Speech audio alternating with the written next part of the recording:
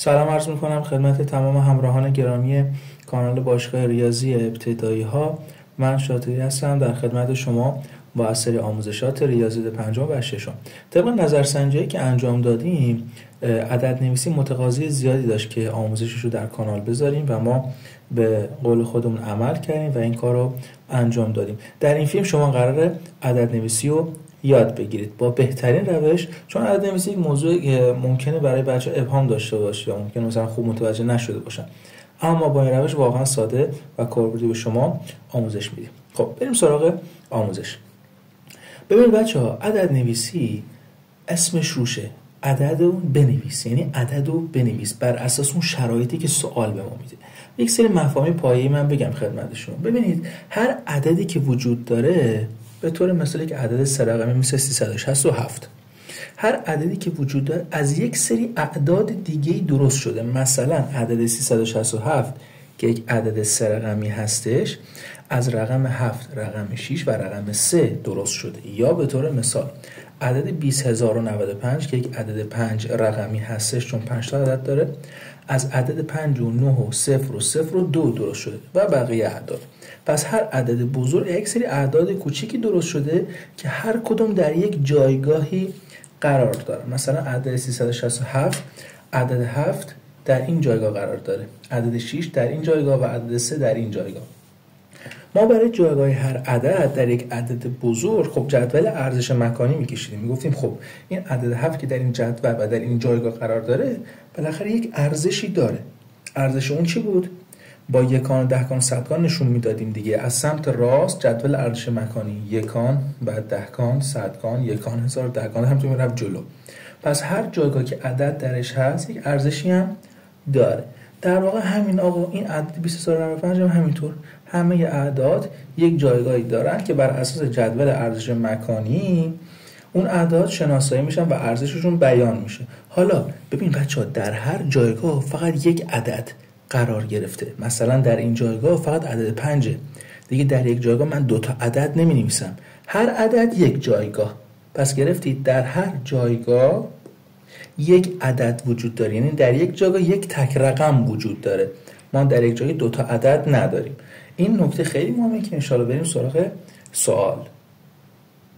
قبل از اینکه بریم سراغ سوال این نکته رو من بهتون یادآور بشم. ببین بچه‌ها، گفتیم در یک عدد چند رقمی از هر عددی درست شده، یعنی یک عدد بزرگ یک سری اعدادی درست شده که هر کدوم یک جایگاهی دارن. درست یا نه؟ خب حالا هر یک از این جایگاه گفتیم فقط یک عدد تک رقمی میتونه داخلش بیاد، یعنی عدد دو رقمی نمیتونه داخل این جایگاه بیاد، هر جایگاه یک عدد. حالا در یک عدد بزرگ ممکنه بعضی از اعداد تکرار شده باشن. ببین مثلا در این 2 تا 0 تکرار شده، اینا هر کدومشون جایگاه خاص خودشونو دارن ها، جایگاهشون یکی نیست، جایگاه متفاوتی رو دارن علاوه ارزشی. اما در یک عدد این امکان وجود داره که مثلا اعداد مشابه بیاد، یا مثلا 3 4 3 7. ببین عدد 3 2 بار تکرار شد، اما هر کدوم از این اعداد جایگاه خاص خودشون دارن، مثل هم دیگه نیستن. پس ممکنه رقم تکراری هم بیاد، یا مثل آقا یه عدد ممکنه 276 عدد سه رقمی رقم تکراری نداره، این 2 این 7 این 6 رقم مثل هم توی عدد نیست، همه اعداد مختلفن. ببین اینجور نکات هم وجود داره. خب بچه‌ها بریم سراغ یک سوال مهم که نمونهش هم در امتحانات نهایی ممکنه بیاد، که ما با این روشی که گفتیم همه سوالاتو میشه حل کرد. روش الان یاد بگیرید که انشالله بتونید سوالاتو حل بکنید.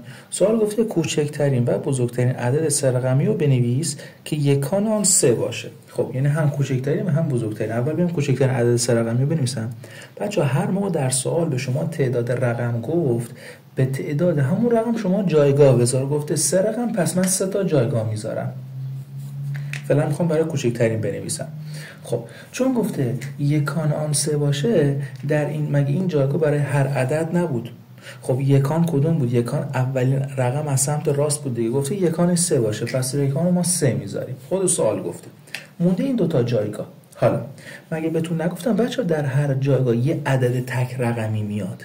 اعداد تک رقمی یادتونه؟ اعداد تک رقمی از 0 بودن تا 9 دیگه. 0 1 2 3 4 5 6 7 8 9. یعنی از 0 تا 9 میتونه تو این جایگاه بیاد. از 0 تا 9 میتونه تو این جایگاه بیاد، چون هر کدوم از این جایگاه یه عدد تک رقمی بین 0 تا 9 دیگه به هر حال. خب ما برای اینکه بخوایم کوچکترین رو بنویسیم، عددی کوچکترینه که اولین رقم از سمت چپش از همه کوچکتر باشه.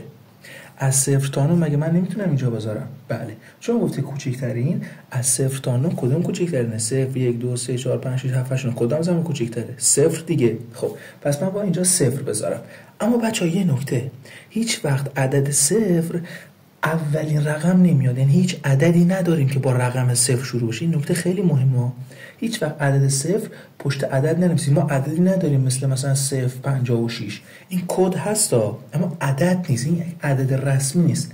پس 0 همیشه اول نمیاد. پس از 0 تا 9 قرار بود ما کوچکترین رو بنویسیم که شد 0. اما چون 0 رو نمیتونیم بنویسیم میریم سراغ عدد 1. بین 0 تا 9 0 رو نمیتونم بنویسم، بعد از این کوچکترین 1 دیگه. پس من 1 رو اینجا مینویسم.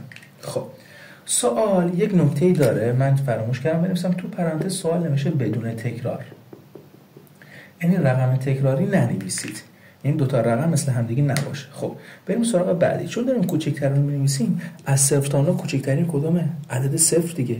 خب من عدد 0 رو میتونم اینجا بذارم؟ بله بچه‌ها، عدد 0 فقط رقم اول نمیتونه بیاد، از رقم دوم به بعد میتونید بیارید. پس 0 اینجا رو میتونم بذارم. پس کوچکترین عدد 3 رقمی من شد 103. بریم سراغ بزرگترین. چون گفته 3 رقمی، پس من 3 تا جایگاه دوباره میذارم. گفته یکان 3 باشه، یکان 3 میذارم. خیلی راحت. بریم سراغ بزرگترین. چون گفته بزرگترین و اینا هر کدومشون عدد تک رقمی بین 0 تا 9، عدد بزرگترینه که اولین رقم از سمت چپش بزرگترین باشه. مثل اینکه کوچکترین بود، من کوچکترین عدد گذاشتم سمت چپ، چون این بزرگترین باید بزرگترین رقم رو بذارم اینجا. خب از 0 تا 9 کدوم از همه بزرگتره؟ 0 1 2 3 4 5 6 7 8 9 9 از همه بزرگتره دیگه. پس 9 رو بذار اینجا. خب بریم سراغ رقم بعدی. چون گفته بزرگترین، پس اینم باید بزرگ باشه. از بین 0 تا 9 از همه کدوم بزرگتره؟ 9 دیگه. آیا من 9 رو اینجا میتونم بذارم؟ یک نکته نگاه کن، داخل سوال گفته بدون تکرار، رقم تکرار نمیتونی بذاری. پس 9 چون بزرگترینه نمیتونم اینجا بذارم چون قبلا آوردمش. میرم سراغ بزرگ بعدی. 8 رو میذارم، شد 983. دیدید خیلی راحت بود. اگر سوال گفته بود با تکرار، 9 رو میتونستید بذاری، این رقم تکراری میتونی بذاری. اما چون گفته بدون تکرار، رقم تکراری نمیشه بذاری. نکته که شما باید یاد بگیرید اینه بچه‌ها، این نکته خیلی مهمه که در تمام جایگاه‌ها فقط یک رقم از 0 تا 9 میاد. 0 1 2 3 4 5 6 7 8 9. یک کدوم از این اعدادی که گفتم از 0 تا 9 تو هر کدوم از این جایگاه‌ها باید بذاری. حالا بر اساس شرایط سوال که بزرگترین میخواد، کوچکترین میخواد، یکان داشته باشه، زوج باشه، فرد باشه. زوج و فرد بودن هم فقط در چی تعیین میشه؟ در یکان. در سوالات بعدی و فیلم‌های بعدی بیشتر از عدد نویسی حل می‌کنیم که انشالله براتون جا بیفته. با این روش همه سوالات رو میتونید حل بکنید. منتظر سوال بعدی عدد نویسی در کانال باشید. یا حق.